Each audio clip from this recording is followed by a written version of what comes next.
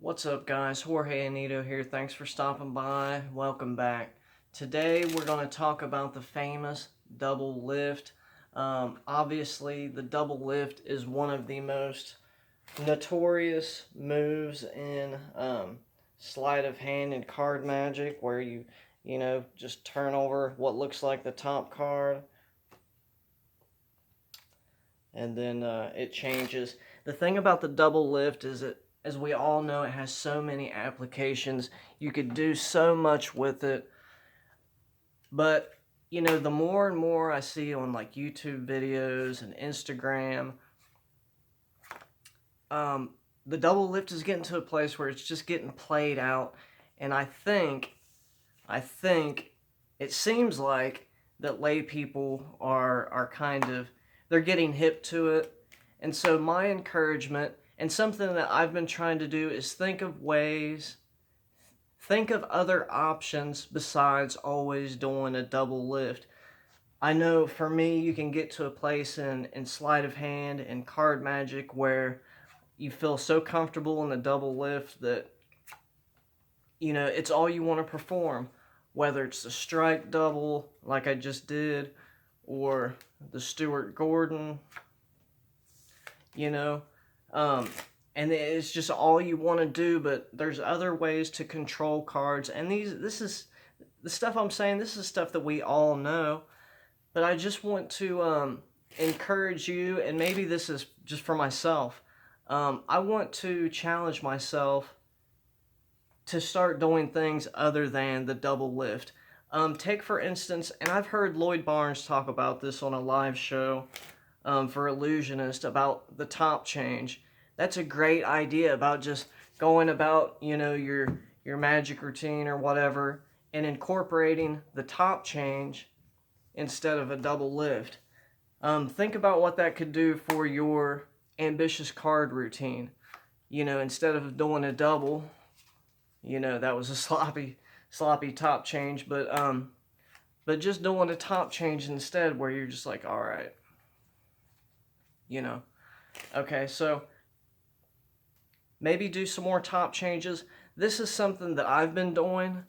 And this is a lateral side still, which basically looks like this. This is one way to do it. Okay, where you control the card from the center of the deck to the top. And it's just simply by grabbing it with these two fingers right here and stilling it out from the side, and it just kind of looks like you're swiping it in. Now let me show you this from the front. This actually does look pretty clean. And then you place it on the top. Now I found a cleaner way to do this, and I got the idea from Jeremy Griffin, and that is this one right here, where you actually just take and push the card in, winds up on top. Same idea, but you're using, instead of having this closed block, is kind of suspicious, where, yeah, if you do it fast enough, it can appear kind of clean. Obviously, you're dirty, and you want to ditch that on top of the deck as fast as you can. This way kind of opens up the fingers more, and is a little bit more convincing. And like I said, it just kind of looks like that right there. That right there happens by actually getting it in between basically the crotch of your ring finger and your pinky finger, whilst making contact with this corner over here with your middle finger. So once it's in position, this is what's happening. I'll show you the exposed view.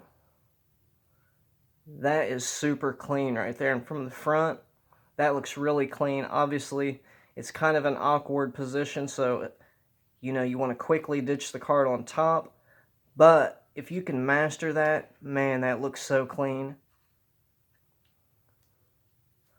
And the ditch, placing the card on top, for me, I do this just by, once, it's perceived that it's been pushed in, I kind of take the deck and I come underneath the card and I just roll the deck.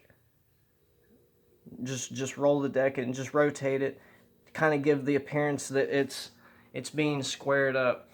Let's look at this in real time. Hold on.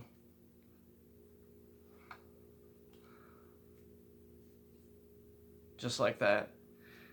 That is so clean.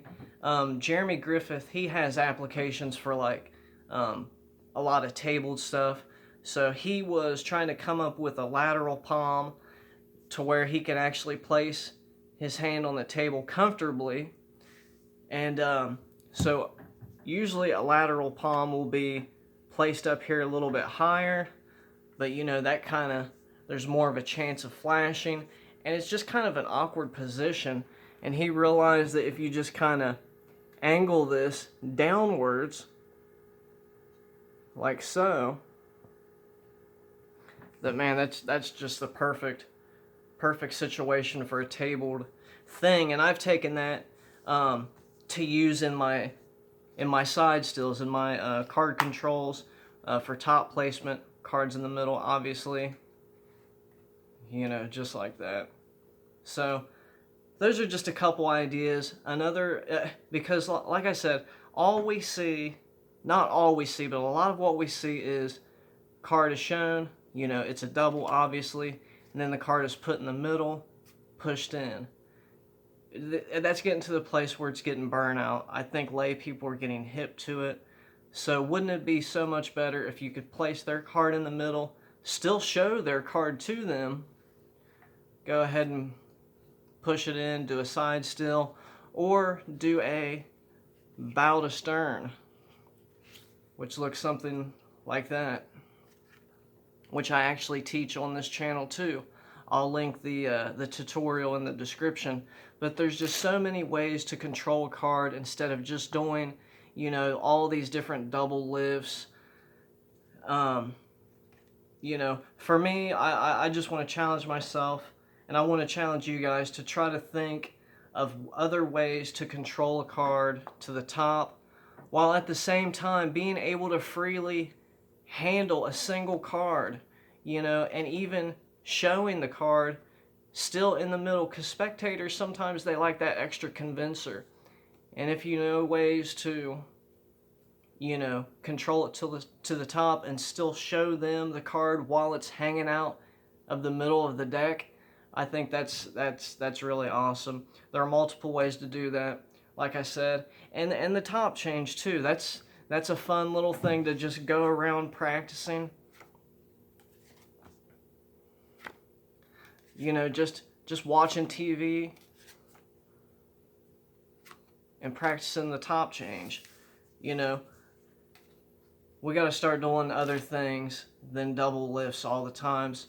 I know the importance of double lifts, but let's incorporate some other ways to control cards. And with that, thank you guys for stopping by. I'm using the black floras today. So really cool deck of cards. Check them out. Thanks again.